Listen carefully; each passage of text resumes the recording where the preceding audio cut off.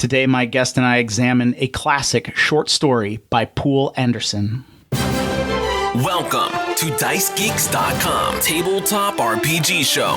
Level up your RPG campaigns by filling yourself with stories and knowledge. Explore topics from archaeology to film history to writing to literature and much, much more. This is DiceGeeks.com Tabletop RPG Show. Welcome to the show. My name is Matt, and I am your host.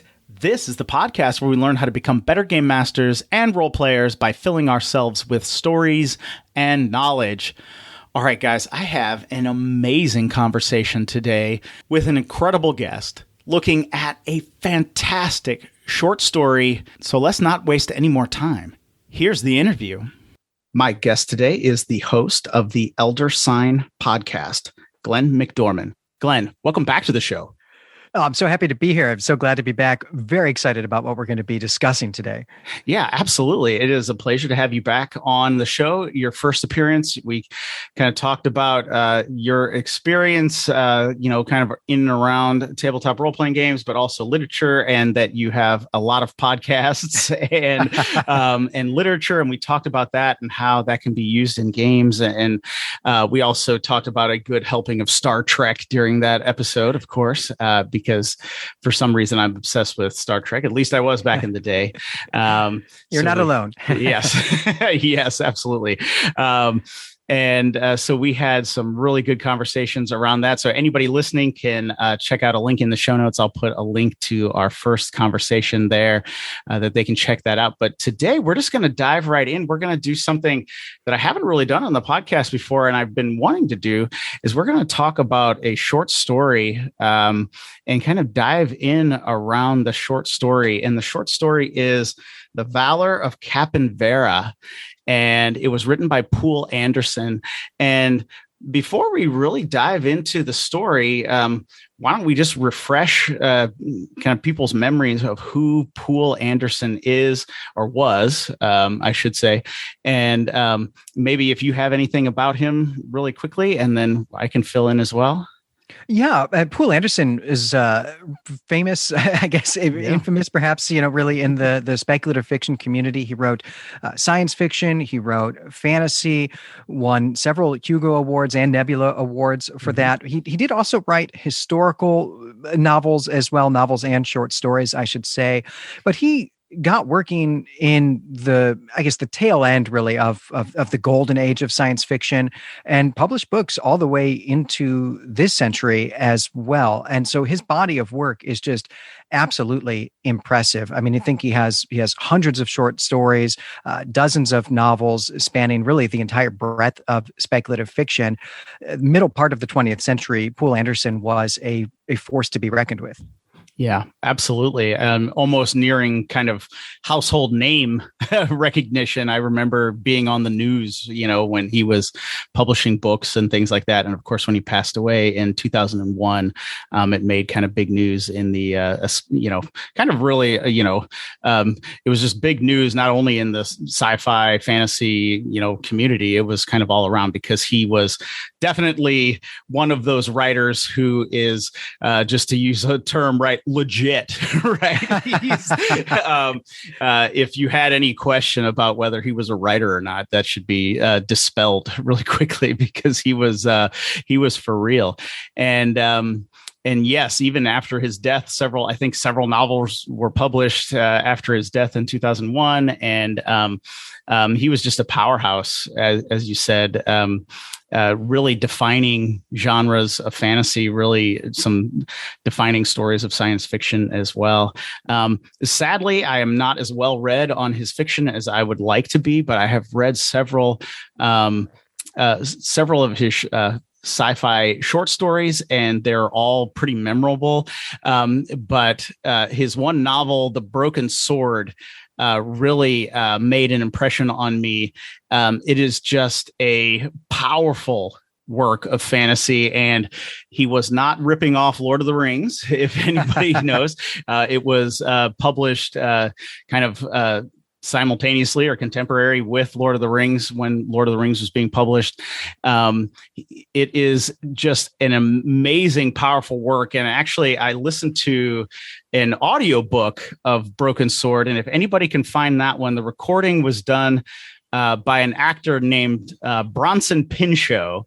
And if I'm from the 80s, right? I'm the child of the 80s. And anybody who is my age should remember a sitcom called Perfect Strangers and a character called Balki Bartakamus. Wait, I'm sorry. Are you saying that Balki read this book to you? Yes. And Balki can read this book to me as well. This is the best news. Yes. I'm going to have all year. Yes. Yes. It was amazing. Now, he doesn't sound anything like Balki. He doesn't sound. That was an accent. That was him being an actor, him working on his voice. Absolutely. So if you don't know what that show is, you can type it in on YouTube. Perfect Strangers. Probably something will come up. But Bronson Pinchot reads The Broken Sword, and it was masterful. He did a perfect job. When there was one time when he was Odin speaking, and it blew my mind. I was enraptured by his audio reading. So, and the quality of the writing certainly doesn't hurt because Poul Anderson set the bar high when he was putting words on the page. And so, yes. So, Balki reads The Broken Sword. You can check that out. But just absolutely amazing reading of The Broken Sword. Now, I know you've read some other Poul Anderson as well.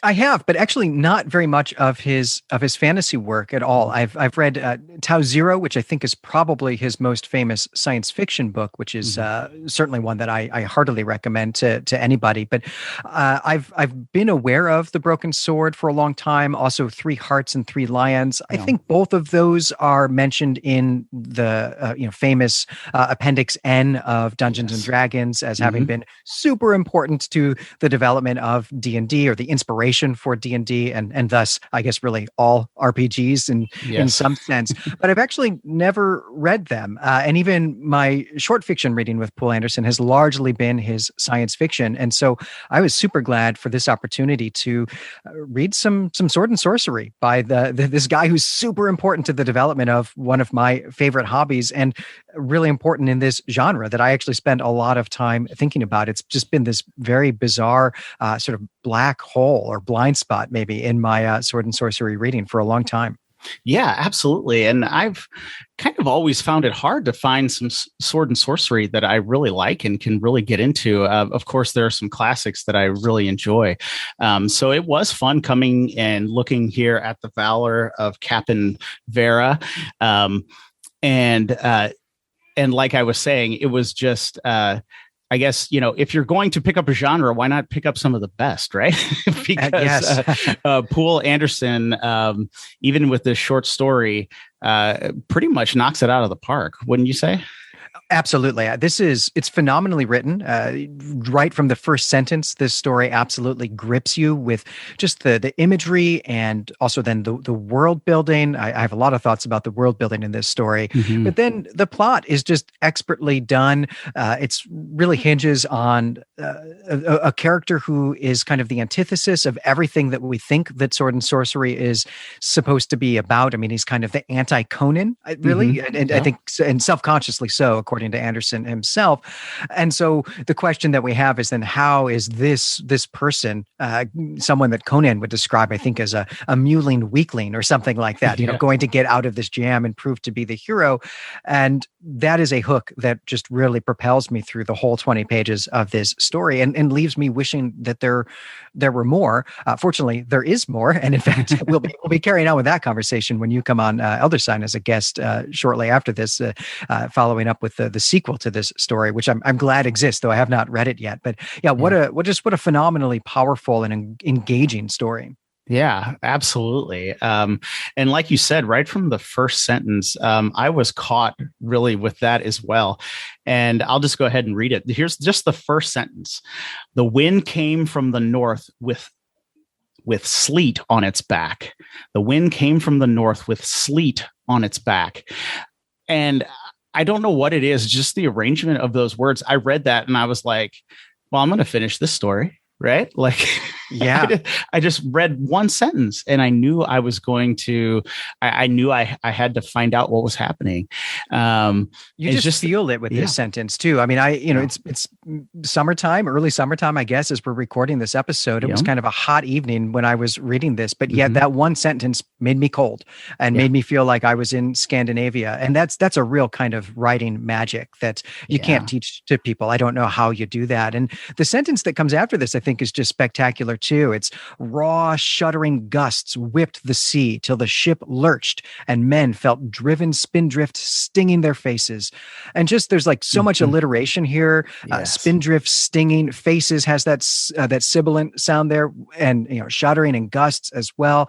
And just the verbs in this, shudder, whip, lurch, drive, sting. I mean, it's just majestic. Yeah, absolutely.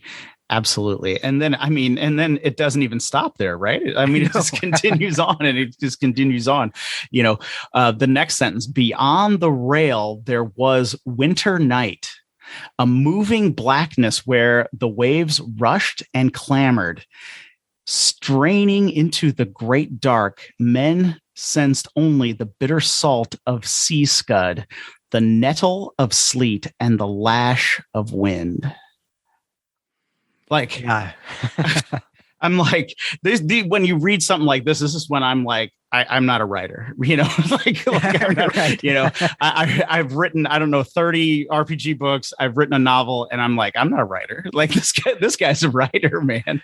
Like, oh my gosh. Like, just like you're saying, listen to those verbs and listen to those, just all his descriptors, right? Rushed, clamored, straining, and then the nettle of sleet, right? Like, you know what a nettle is, right? It's a burr or something you get off a plant, but sleet, right? Because when it hits you, right, it feels like a nettle. And you're just like, I'm stealing that, right? Like, I'm gonna steal it. When I write something next, I'm stealing that. Yeah, it's brilliant because he's already used sting, right, in this paragraph. Yes. So you can't use that again, right? So he's got this almost, it's a simile, really, this similistic way of using sting again, which just is just poetry here of writing. Yeah, it made me feel the same way, right? I mean, I slow clap at the beauty of it and then feel like I'll never be this good. And this is Anderson at a point. I mean, I think he's coming to the end of it here. This story is from 1957. I don't know if we've said that. So this is coming up at the tail end of his career, really, as a magazine writer, right? This is the moment in which I think novels are starting to sell more. People are able, writers of speculative fiction, are able to make a living from writing novels. But this is him writing at a time when he's got to write one of these every other week to make rent and buy groceries. I couldn't write this if I had 10 drafts and 6 months. I just couldn't do it. It's so impressive. This is hot off the typewriter. Yeah, which is just kind of unbelievable, right? It's just I don't know, when you can, and I think this is just such a skill. I mean, this may be a little off, but I know a lot of people who listen to podcasts are writers, but it's just such a skill, to read something and see what it, to see the words and how they're put on the page in such a way, right? And really get to a point as a writer to read a sentence and say, okay, that one doesn't cut it. Okay, this one does. This one is great. And I think that is a very important skill for writers to develop and storytellers to develop, because, I think sadly, a lot of times, I know I've done this, so I'm not making fun of anybody or anything, because I've written a lot of bad sentences in my day.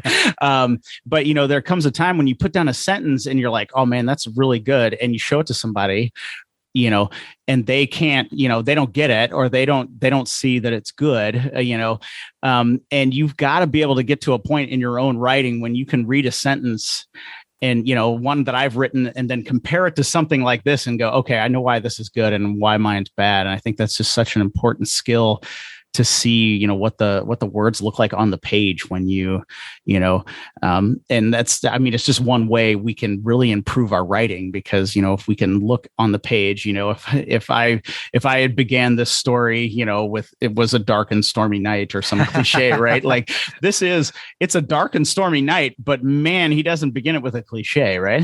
Right. No, this is a great model of how to begin a story, especially because, I mean, this paragraph, you and I are both absolutely in love with it, but the story doesn't continue in this vein, right? Anderson gives us this scene setting paragraph here so that we're there. We're in the scene of this story. We feel it. All of our senses are activated here by the words that he's using.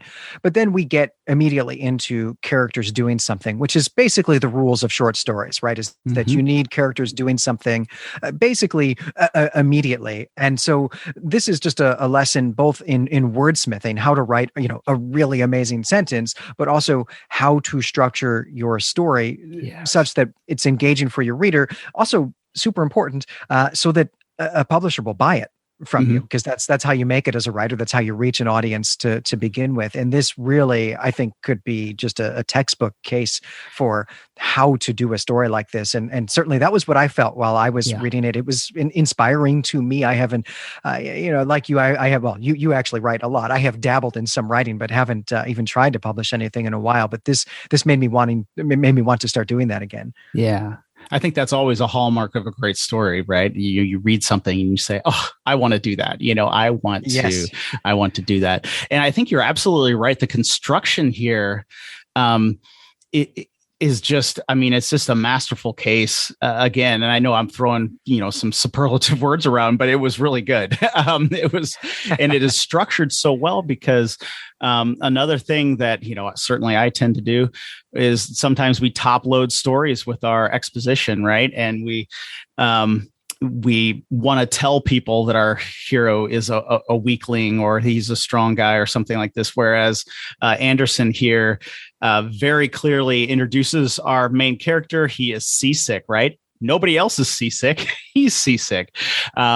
He then dribbles out the exposition here and there when you need it. He never hits us over the head with a giant paragraph where we're trying to, just assimilate all the rules of the world and stuff like this. He just puts out a little bit each time we need to know a little bit more. He just gives us a little bit more. And that, I mean, it's just, I don't know. It's just a great model, like you said, of story structure. Like you could use this to teach somebody how to write a short story. Yeah, the way that he parcels out the world building tidbits here is really more evocative than descriptive, in that the way that he does this, he gives us some place names to give us a sense of what the world is, place names and character names, I should say. So we know from the character names where he's at on this ship, being seasick here in this winter storm. We know really immediately that we are in some kind of approximation of the North Sea or the Baltic Sea, something like that, in the Middle Ages, in winter, and that we're essentially dealing with Vikings, at least in a kind of pop culture sense. And he's able to give us that just by giving us a few names. We learned that the king, who is also steering the boat at this moment, his name is Varric, and that this place is called Norin, and they're about to celebrate the feast of Yolner. Norin sounds like Northman. Yolner sounds like Yule, right? So we just immediately know that we've got a kind of Scandinavian-esque setting here. And then we learned that Capenvera himself is a stranger to this land, a foreigner. He's traveled here from the south. And it's through place names mostly that Anderson is able to suggest really any of that to us by giving us names that sound like they're from the south of France. So we learned that Capenvera has spent a lot of time in places called Nien and Caron and Croix, which, sounds like Vienne, Garonne, Narbonne, Foix, right? All these real places in France that are just called to mind, even if we don't know the geography of France. There's some part of our subconscious recognizes that sounds French to us, and that the other words all sound Scandinavian to us. Yes. And so we've got a real contrast there. And that just evokes that in our mind without him ever having to spell that out. So just brilliant world building there. Yeah. And even Capenvera, right, is quite a bit different from some of the names that we're treated with in, the the Viking-like people, right, have very kind of almost harsh, guttural sounding names, whereas his kind of just flows off the tongue, Capenvera or whatever. Yes, right. Yeah. And we should say too that he is, he's a musician. He's a harp playing troubadour. And so just his name there even sounds musical. It's almost kind of the perfect name for like a harp player. And we also learned, I think this is very cool here. Anderson actually several times talks about really maybe doesn't talk about, but just uses specific names for forms or types of songs, all of which are from southern France in the Middle Ages. These are things like rondeau or sestina. There's a few others as well that just serve to evoke this image. And so all of these characters here in this story are kind of like archetypes in a sense, right? They're sort of standing in for just a kind of, generic Viking king, generic troubadour, bard character that we have in mind, and it works perfectly. Yeah. And of course, then we are treated with some great descriptions of the physical differences, right? That the Vikings are, of course, large, martial, figures, men larger than life kind of figures. And Cappen is small and slight and, makes his living by playing music, where the Vikings around him don't even, barely even understand music, right? They barely understand what he is, what he does and what he is trying to do, because they are used to having swords in their hands. Yeah, it's absolutely perfect. There's even a line here too about how it is that Capenvera has come to be a paid musician at the court of King Sverek, this Viking king, is simply that Sverek has gone mad. Madness is the word that is used here.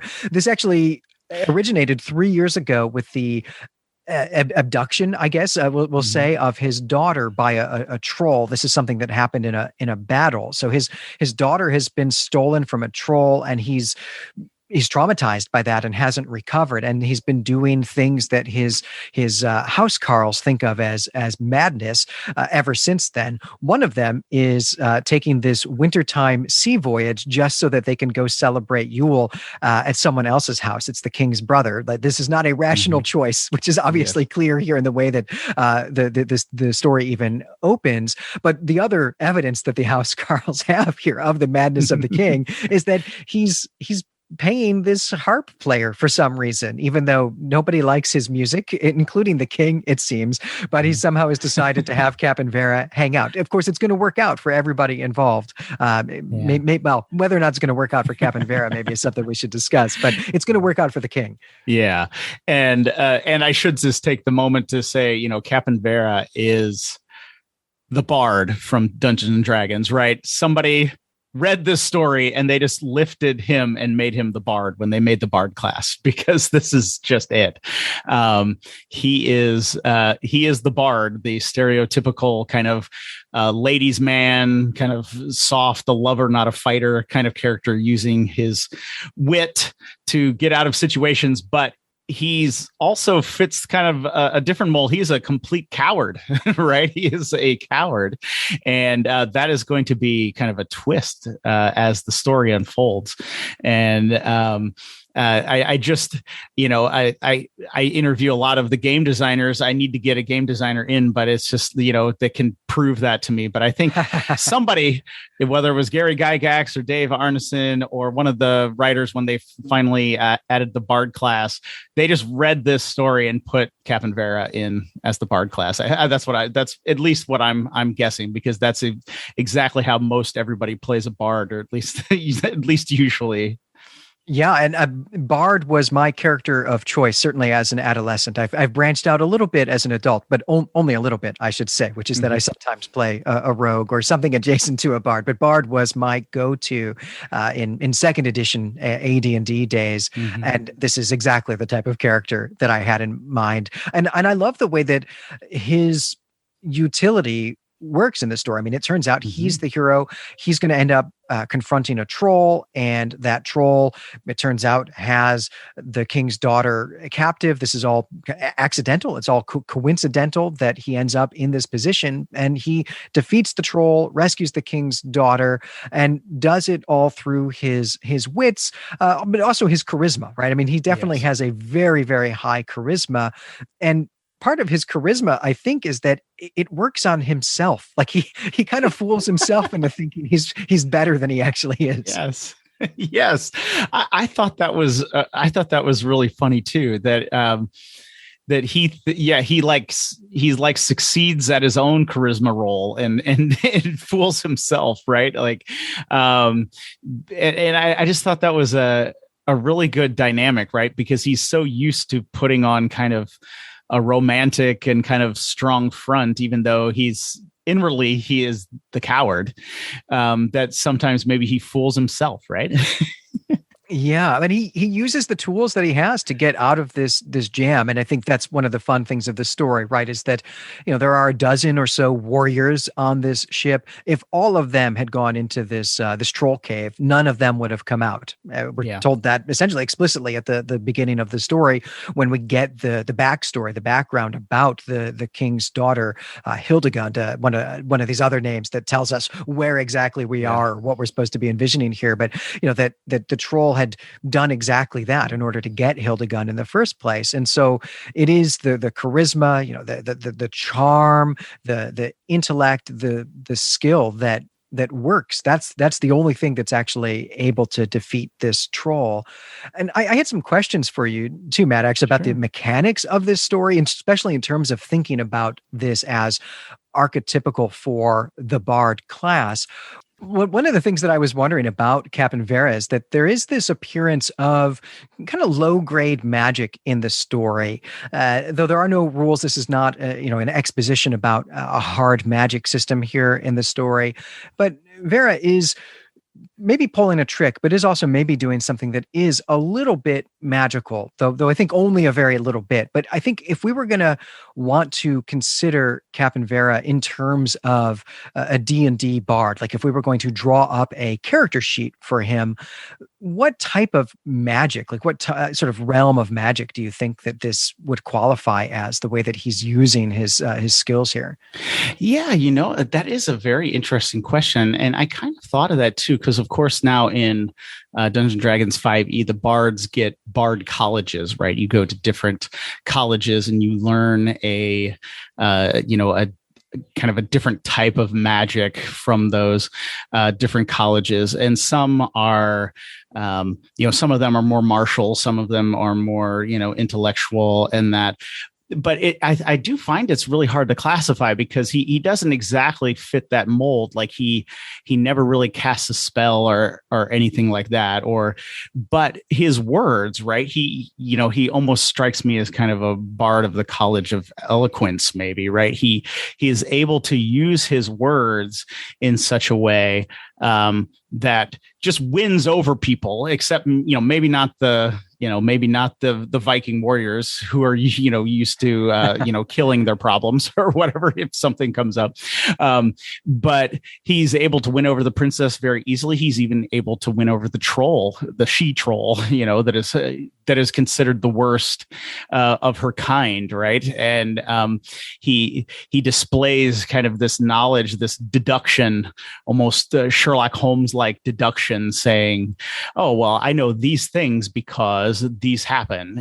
This because of this little clue and because of that little thing, I can tell you these three things about which play into the story." And so I might put him in the College of Eloquence or something like that. But we don't get, like you were saying, we don't get a spelled out kind of, a game has to spell out everything, or right. People could just, that goes for anything, right? Tennis or baseball or football, if there's got to be some rules to make sure you're on kind of a level playing field. So we don't, a short story doesn't have to follow those, right? So we don't really get him doing some magic, but it is interesting that he has a trinket, right? He has a little trinket, and he for some reason, believes that he cannot be harmed while he's wearing that. And that leads him to do some things that the giant Viking warriors wouldn't even do, right? Yeah, this trinket, this is fun. So he has this like piece of silver that he got from a wizard as payment for something that he did for that wizard. We don't really know what that is. It might have just been a musical performance, I suppose, but I want it to be an adventure. I want the backstory here to be that he actually did some kind of adventure for this wizard, and the wizard told him that silver, wearing this silver trinket will prevent anyone from using magic against you or protect you from dark magic of some sort, and that's the confidence that Capenvera has. He thinks that then this piece of silver is going to protect him from the troll.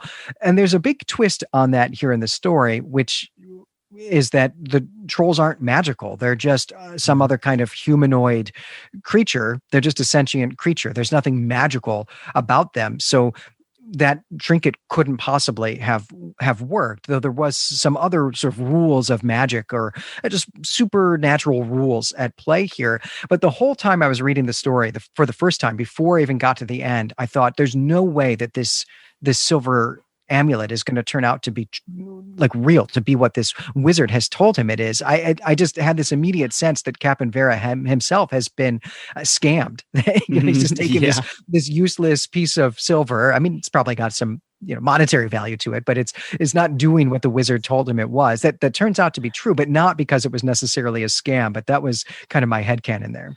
Yeah, I was thinking that too, because once you mention that, I mean, of course, it's like a bit of a trope, I guess, in a story. Once you mentioned that, I was like, oh no, it's got to be fake somehow. Right. Yeah, either he's been scammed, but I did like the twist to say, no, actually, trolls are non-magical, soulless evil, right?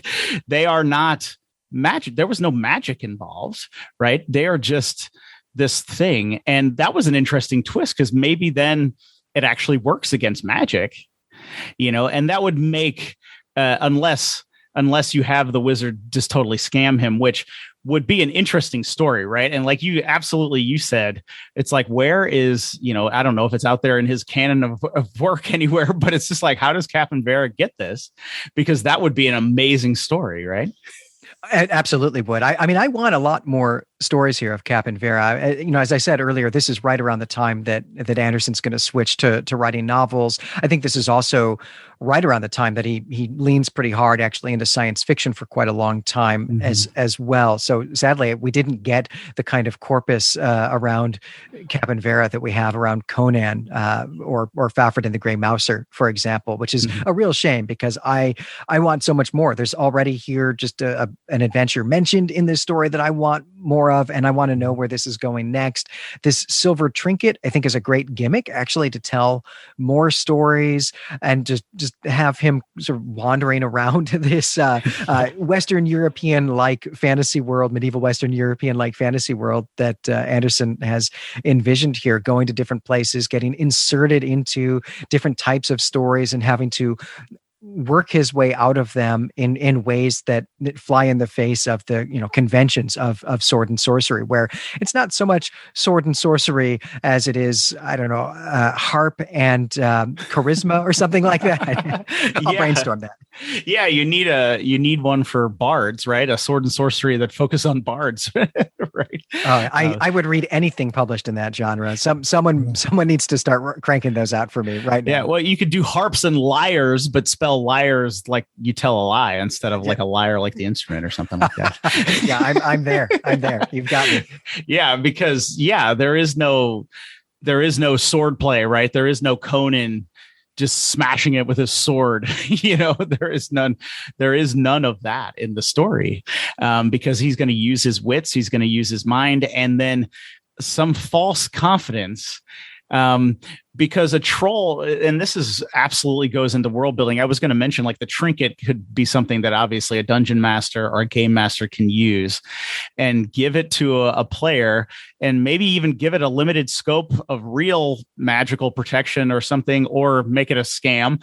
But like, you could give it some limited thing, but the player or the character may misinterpret what that means. And that could go into, that could play into some adventures, because Capenvera thinks he is protected, but actually what it is you can't be afraid of trolls, right? If you're afraid of a troll, they own you. And of course, all the Viking warriors who he describes as like storm gods almost in their appearance, he says they're afraid. But Capenvera, our coward, little weakling, is not afraid of the troll because he thinks he's protected, which I think is brilliant. And when he realizes this, it is a very kind of funny realization when he realizes this, because otherwise he would have been terrified.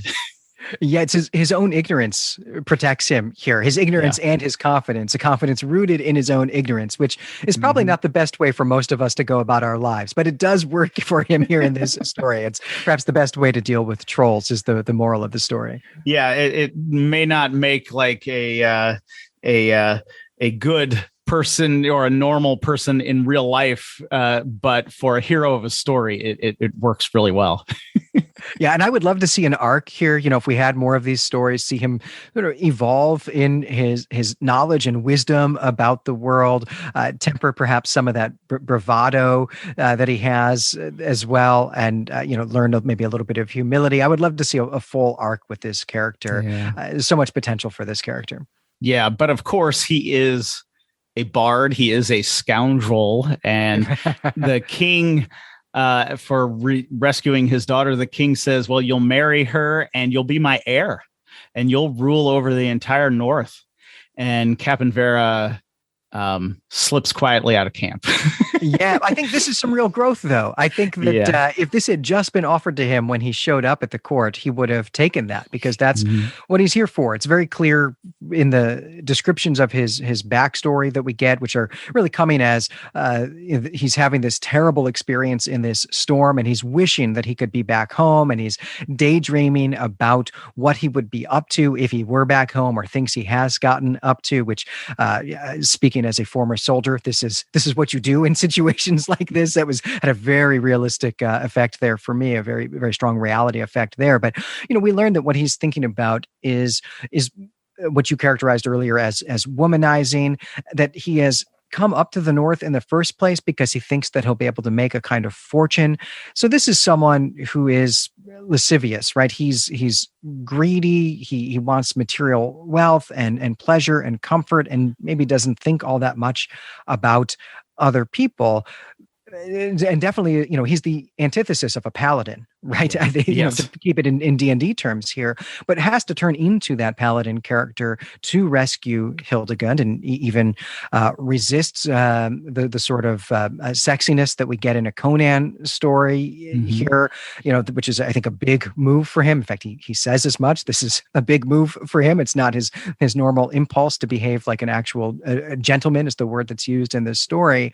And then he decides to leave rather than actually get his double reward of fortune and beautiful woman, because he's realized that there is perhaps more to life than that, and that it's not worth it to stay in this place. Yeah, or it's one of those endings where it made perfect sense, where the hero can't stay, right? Because of something's driving him on. And I think I was wondering if it was possibly just the responsibility of it all, right?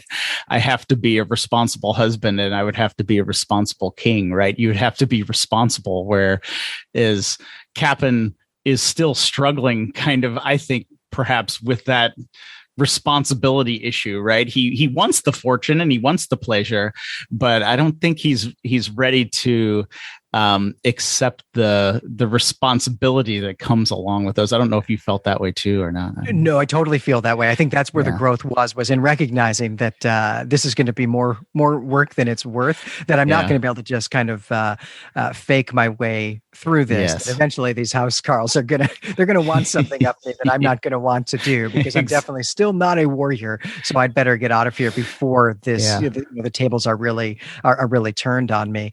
And but I'm sure he's going to find himself in trouble again. Yeah, no, absolutely. I think he has trouble like written all over it, right? Like that's just like it is. I think it is very obvious that he is uh, going to go from one adventure to another because he is just not ready to settle down or something. And I think sadly, right? Like, of course, that becomes the trope, right? The hero can't stay behind, or the anti-hero character can't stay behind, and it becomes a trope. But of course, in a story like this, it works. In stories, we see other movies and things that where it works really well. And sadly, though, I think a lot of times some movies, definitely movies, will try to say, "Oh, well, the hero can't stay."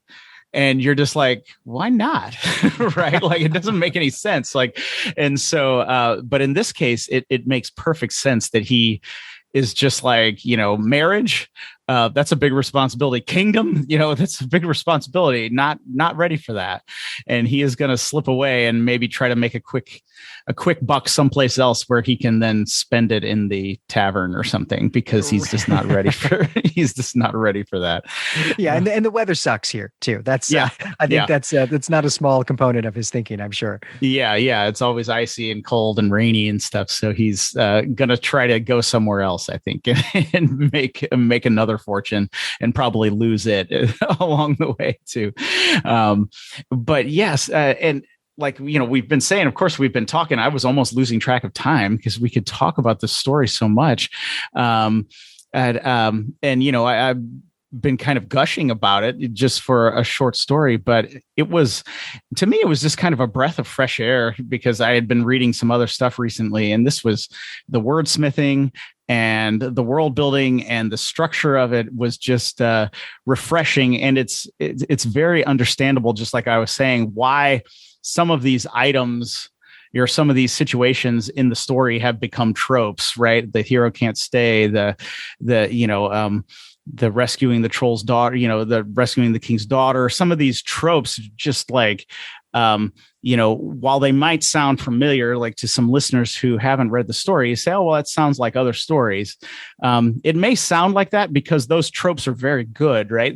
And they work, and they are done very well here. And things that are done after, I would think, tend to be more derivative, but these are some of the, I don't know, this just seems like a work that's a little bit more, it has a little bit more substance to it than some type of derivative fiction, because this was very original and at the same time playing on tropes that we know about, or at least have become established after types of fiction like this was popularized.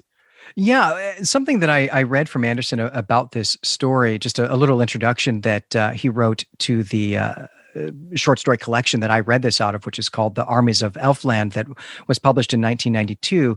He's just got a little paragraph there talking about the genesis of this story. And he says that some of the inspiration here drew on what he calls a lively folk ballad from the Danish Middle Ages.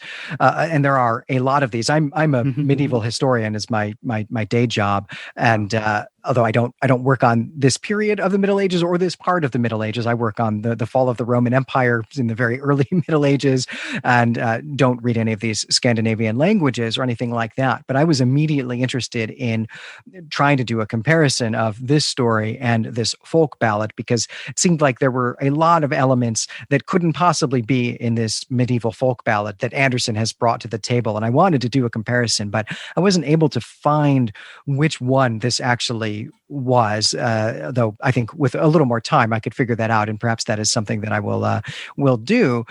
But I was really interested in trying to see which elements here come from the medieval folk ballad, because one thing that certainly I would bet does not come is that the protagonist of that folk ballad is almost certainly not from some other place. He didn't come from southern France, or he's not some kind of outsider.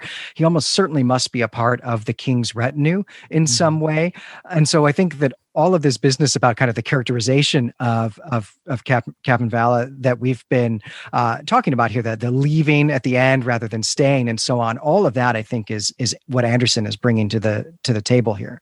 Yeah. Yeah, and that's really interesting. I hadn't stumbled across that bit of information that it was based on like a folktale, which makes perfect sense, because a lot of those folk tales and a lot of the stories from Scandinavia have some really good bones, right? They have some really good ideas that can be fleshed out into bigger stories. And that I was kind of reminded, I mean, it's just it seems to be a similar passing, but like the cave and the troll and that kind of reminded me of Odysseus and the Cyclops. I don't know if that rang any bells for you, but I know the situation's a little bit different, but I thought it kind of put a different twist on that. Of course, in the Odyssey, right, Odysseus has to trick the Cyclops to get his some of his crew back from that were kidnapped, and but of course Odysseus kind of does it under his own power with his own confidence, whereas the more dynamic,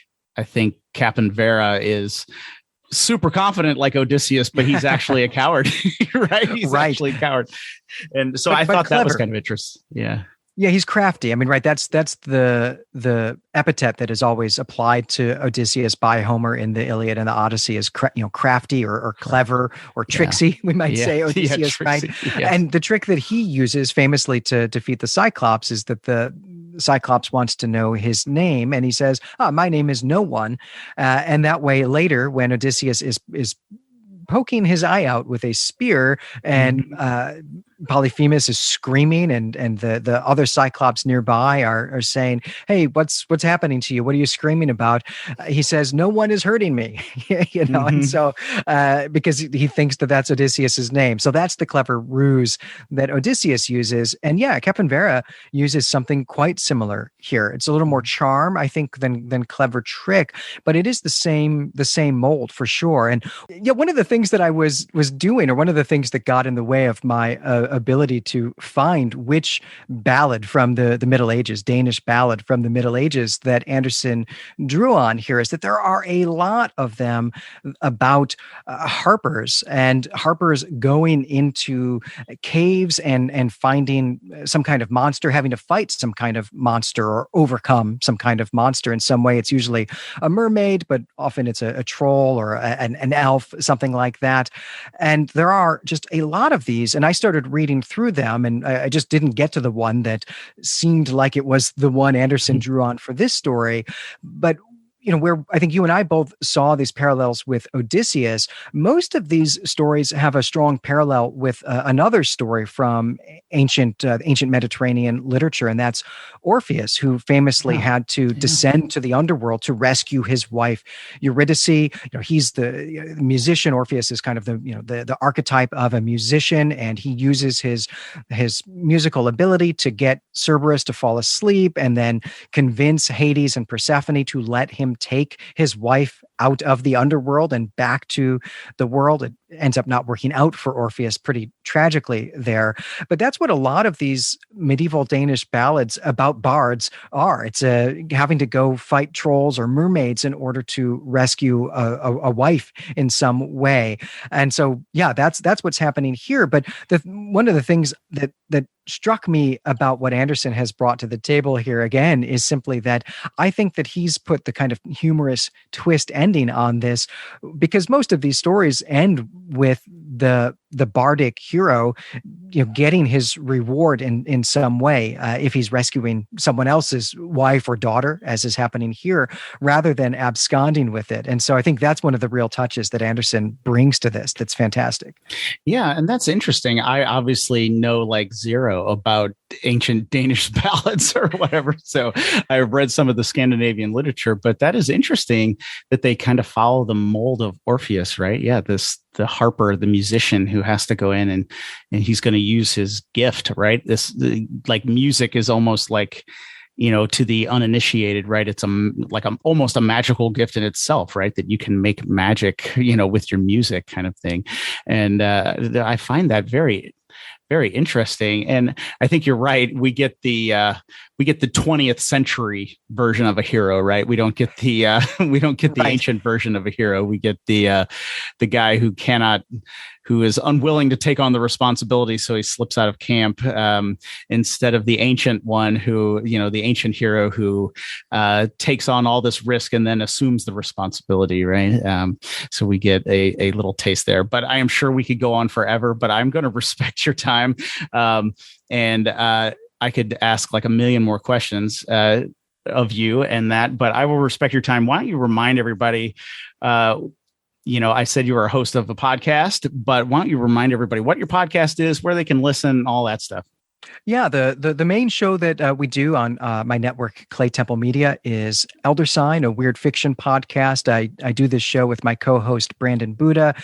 We read short stories like this. We read weird fiction stories, really covering the entire gamut of speculative fiction. Some of the stories we read are sword and sorcery stories like this. We've done some Conan stories. In fact, coming up later this year, we're going to be doing one of the most famous Conan stories, which is the Frost Giant's Daughter, which we're super excited about. We do that. We do stories that lean more into science fiction, space horror, that sort of thing. And then, of course, the real classics from writers like H.P. Lovecraft, Edgar Allan Poe, and so on. Clark Ashton Smith, Robert E. Howard again, of course. Mostly focusing on short fiction. We have a ton of fun reading stories from really 2 centuries of publishing and trying to ask questions about them, about what they tell us about the people who wrote them, what their anxieties were, what was on their mind when they were writing the story. We do a bit of talking about how we could gamify them. We do a lot of discussion of writing craft. Both of us are attempting to be speculative fiction writers in some way as well. And we have a ton of fun. And you can find us, of course, wherever people find podcasts, but you can also find us directly on our website, which is claytemplemedia.com. Though, of course, the very next sword and sorcery story that we're going to be talking about is the sequel to this one, because you're going to be coming on to my show as a guest, Matt, and we'll continue talking about this really fun, really awesome hero. Yeah, absolutely. And I am looking forward to that. I haven't read the story yet, but I will be reading it here in the next couple of weeks. And that will be great. And I really look forward to it because I want to hear what our hero, in quotation marks, is up to. So yeah, absolutely, Glenn. I thank you so much for coming on. And of course, your podcast and your website, I will put links to those in the show notes for this episode at dicegeeks.com. So anybody who is listening right now, you just head over there and you will find links to the Elder Sign podcast and a few other links to our first conversation, my first conversation with Glenn, and probably some other things. I'll probably link to the story. I think it's available copyright free. At least this one is on Gutenberg. So I will provide a link so you can read the short story, the Valor of Cappen